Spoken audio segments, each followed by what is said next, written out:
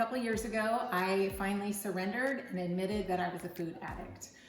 Not just any food, obviously, but sugar and flour. So I came across the idea of bright line eating, which is simply following 4 food boundaries, 4 bright lines in regards to food.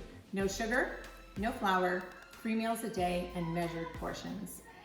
And I did that very successfully for 180 days, and I didn't have a break in my bright line. In the bright line community and other communities, people that have never broken a line are called crystal vasers, or they have a crystal vase. Those who have broken a line and have to restart are called resumers. For 180 days, I did not break one line, wasn't even tempted to break a line. I followed it perfectly, and I was so excited that I had a crystal vase, and I would have told everyone that I would never break a line and drop that vase. Little did I know what would be to follow, and that's not as easy as it seems. I had heard about willpower depletion, and I felt really strong. I felt like I had some great willpower. I had tools in place. And one Easter weekend, about 6 months into my journey, we had spent the weekend doing brunches and baskets and Easter egg hunts and lots of food that's not mine, as we call not my food, around the house, everywhere we went, and I was using willpower, willpower, willpower. I didn't reach out to the community. I didn't reach out to anyone. I just kept fighting, white knuckling my way through the day. The end of the day came.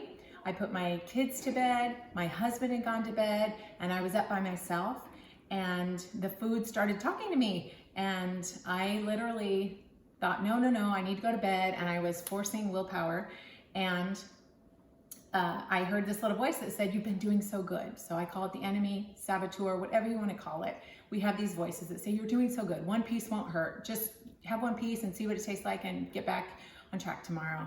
And I made a mistake, and I listened to that voice, and I followed that craving, and I jumped into that and shattered that crystal vase that I was holding on to so very tightly.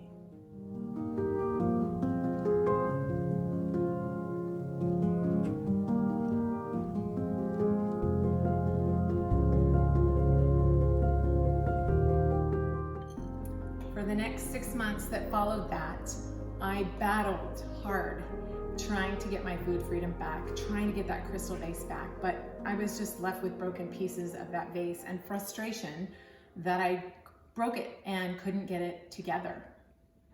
I wanted a new crystal vase, but I knew that wasn't possible. I had shattered it, I had broken it. But I came across an idea, and a friend shared something with me that I can use these pieces to hurt myself, to keep eating, to keep binging, to give up, to do what I've always done, or I can have a new vase with all the tools that I've learned, with all the mistakes, with the insight, with the moments, with the binging, with the isolation,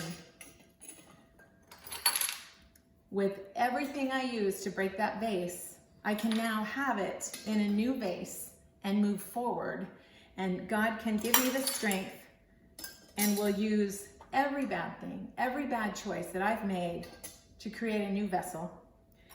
So I walk forward with a new crystal vase full of my shattered old one. And I want to encourage you that those broken pieces and those bumps and bruises are not in vain. We can use them to move forward stronger than ever. So I just want to encourage you to pick up your vase, whatever it looks like, shattered, broken, whatever it is, pick it up, keep making one right choice after the next.